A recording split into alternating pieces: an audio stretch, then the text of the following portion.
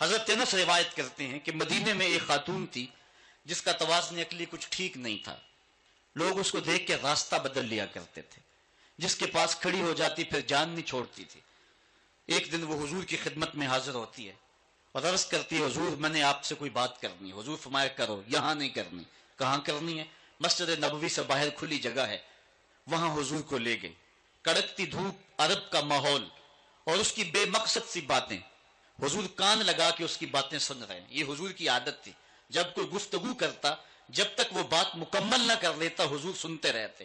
اور اسی طرح حضرت انس کہتے ہیں جب کوئی شخص حضور سے مصافحہ کیا کرتا تھا تو ہاتھ وہ کھینچتا تھا, حضور کبھی ہاتھ نہیں کھینچے تھے. آقا کریم اس انداز سے شفقت فرمایا کرتے تھے. تو اس نے جو گفتگو شروع کی, گھنٹے گزر گئے. تو کہتے جب کئی گھنٹے گفتگو کرتے ہوئے گزر گئے ہمیں بڑا غصہ آ رہا تھا اس عورت پہ, لیکن کہہ کچھ اس لیے نہ سکے کہ ادب اور حیا مانے تھا کہ حضور خود ہی تو غور سے اس کی باتوں کو سن رہے ہیں. تو جب اس نے تھک ہار کے اپنی باتیں مکمل کر کے خود جانے لگی تو ہم حضور کی خدمت میں حاضر ہوئے. سننے والی بات ہے. حضرت انس کہتے ہیں کہ ہم نے عرض کی حضور اس عورت کا توازن عقلی ٹھیک نہیں ہے. پورا مدینہ جانتا ہے جس کے پاس کھڑی ہو جاتی ہے پھر اس کی جان نہیں چھوڑتی. آپ کا وقت قیمتی, بدن نازک, کار نبوت کی اہم ذمہ داریاں, اور اس عورت کی بے مقصد سی باتیں تھیں اور اس نے آپ کو کڑکتی دھوپ میں اتنی دیر کھڑا کر کے پریشان کیا. حضور آپ ایسی ویسی عورتوں کی باتیں کیوں سنتے ہیں؟ تو حضور نے ہمیں مخاطب کر کے فرمایا سنو, اگر اس بیچاری کی میں بھی نہ سنوں تو کون سنیں گا؟ پورے مدینے میں کوئی اس کی سننے کے لیے تیار نہیں, اگر میں بھی نہیں سنوں گا تو کون سنیں گا؟ ایک تو ہی ہوتے ہیں میری آساں دا سہارا, دس کیوں کراں جے تینوں نہ کراں یاد. ایک دن حضور علیہ السلام کے پاس 10 درہم تھے. اس کو طبرانی نے ابن عمر سے روایت کیا ہے. حضور ایک دکان پہ گئے اور وہاں 4 دراہم کے اندر حضور نے ایک قمیض خریدی. حضور نے زیب تن کی اور تشریف لائے. ایک انصاری صحابی کو قمیض پسند آ گئی. اس نے حضور کو کہا اللہ آپ کو جنت کا لباس پہنائے, یہ قمیض مجھے دے دے. حضور نے اتار کے قمیض اس کو مرحمت فرما دی. اس کے بعد حضور علیہ السلام پھر دوبارہ گئے اور 4 دراہم کی حضور نے پھر دوبارہ ایک قمیض خریدی. پھر حضور تشریف لائے تو ایک لونڈی تھی, وہ رو رہی تھی. تو آقا کریم علیہ السلام اس کو فرمایا کہ تو کیوں رو رہی ہے؟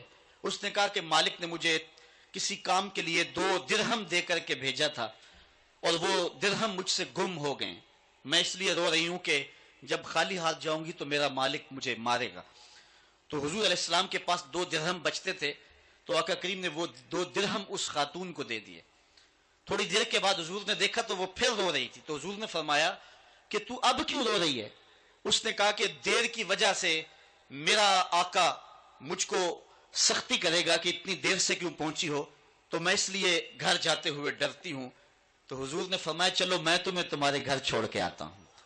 آقا کریم علیہ الصلوۃ والسلام اس کنیز کے ساتھ اس کے آقا کے دروازے پر پہنچے.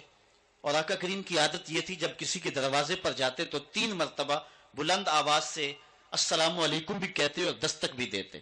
تو حضور نے کہا السلام علیکم, اندر سے کوئی جواب نہ آیا. حضور نے پھر دوسری مرتبہ فرمایا السلام علیکم, تو اندر سے پھر جواب نہ آیا. تو تیسری مرتبہ حضور نے پھر کہا السلام علیکم, تو اندر سے وعلیکم السلام کا جواب آیا. انہوں نے فوراً دروازہ کھول دیا اور کہا کہ ہمارے مقدر کہ آپ ہمارے گھر تشریف لائے. حضور کیسے جو ہے وہ آنا ہوا؟ تو حضور علیہ السلام نے فرمایا پہلے یہ بتاؤ میں نے 3 مرتبہ کہا السلام علیکم, تم نے پہلی 2 مرتبہ جواب نہیں دیا. تو انہوں نے عرض کیا کہ ہم نے قصداً خاموشی اختیار کی اس لالچ میں کہ حضور بار بار ہمیں سلامتی کی دعا دیتے رہیں. السلام علیکم تمہارے اوپر سلامتی ہو, السلام علیکم تمہارے اوپر سلامتی ہو. اور حضور نے فرمایا کہ اس لونڈی کی دیر کی وجہ سے میں اس کے ساتھ تمہارے تک اس کو پہنچانے آیا ہوں.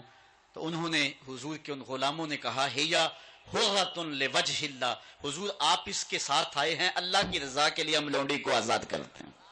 تو حضور علیہ الصلوۃ والسلام ان لوگوں کو, ان طبقات کو جن کو کبھی کسی نے نہیں پوچھا تھا اور جن کا کوئی پرسان حال نہیں تھا, آقا کریم علیہ السلام کی سیرت کا یہ روشن باب ہے کہ حضور ان کی دہلیز پر پہنچے اور جا کے ان کی مدد کی اور ان دکھیوں, لاچاروں اور پریشان حالوں کو اس مشکل حالات کے اندر ڈھارس بندائی. اور یہ وہی سیرت ہے جو سیدہ خدیجہ الکبریٰ رضی اللہ تعالی अन्हा बयान फरमाती हैं व तुक्सबुल मादूम, आप जो हैं जिनका कोई नहीं उनके लिए कमाते भी हैं और लाचारों का सहारा आपकी ज़ाते सतूदा सिफात है। आए हैं अल्लाह की रजा के लिए हम लौंडी को आज़ाद करते हैं।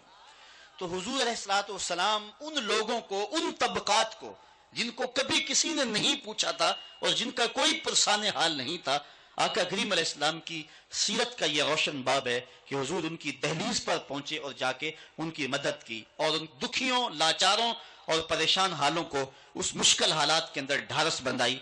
और ये वही सीरत है जो सैयदा खदीजतुल कुबरा रज़ी अल्लाह ताला अन्हा बयान फरमाती हैं व तुक्सबुल मादूम, आप जो हैं जिनका कोई नहीं उनके लिए कमाते भी हैं और लाचारों का सहारा आपकी ज़ाते सतूदा सिफात है। नहीं उनके लिए कमाते भी हैं और लाचारों का सहारा आपकी ज़ाते सतूदा सिफात है।